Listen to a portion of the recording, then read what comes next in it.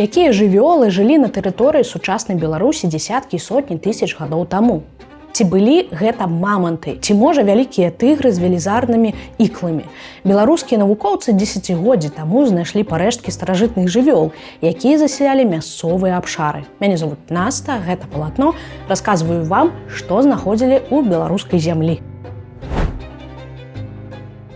На тэрыторыі Беларусі знаходзілі косткі двух розных тыпаў старажытных сланоў – архідыскадон і мамутус, то бок мамант. Першы архідыскадон з'яўляецца больш старажытным родам сланоў, які жыў яшчэ да з'яўлення класічных мамантаў.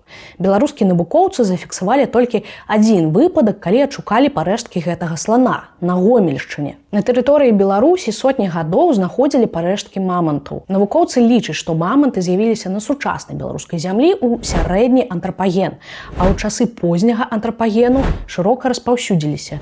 Але што гэта былі за маманты? Былі знаходкі стэпавага маманта, які жыў на тэрыторыі Еўразіі.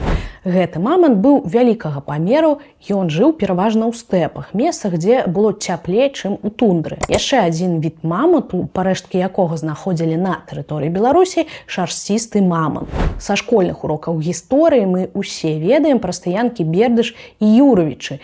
З гэтых стаянак даследавалі зубы мамантаў. Цікава, што мамант з больш старой стаянкі ў Юравічах быў геалагічна маладзейшым тыпам, чым той, што быў знойдзены ў Бердыжы. Уявіце сабе, што тысячы гадоў таму ля Смаргоні жылі насарогі. Праўда, на той час было вельмі холадна, таму яны былі шарсцістымі. Насарогі сустракаліся значна радзей, чым маманты. Шарсцістыя насарогі сталі распаўсюджвацца ва ўсходняй Еўропе прыкладна 200 000 – 130 000 гадоў таму. Мяркуецца, што насарог жыў у такіх жа умовах, што і мамант, у халодным і бедным на расліннасць тундрастэпу. У такога насарога была густая поўсць, ён быў добра прыстасаваны да жыцця ў тундрах і стэпах Еўразіі. Шарсцісты насарог вымер падчас глобальнага пацяплення. Там жа на Смаргоншчыне беларускія навукоўцы знайшлі выкапні яшчэ больш старажытнага насарога, які быў падобны да этрускага насарога. Яны жылі ў час ледніковага перыяду, былі большыя за сучаснага белага насарога. Без зуброў сімвала Беларусі немагчыма абысціся нават у ледніковы перыяд. Лічыцца, што дзесяткі тысяч гадоў таму зубры маглі жыць у стэпах, лясах і пераходных зонах. На Гомельшчыне знаходзілі парэшткі стэпавага каротканогага зубра. Гэта вымерлы від, які быў шырока распаўсюджаны ў Еўразіі. У раёне Смаргоні знайшлі косткі тураў. Яны з'явіліся значна пазней за зуброў. У палеалітычных стаянках усходняй Еўропы косткі тураў амаль не знаходзілі.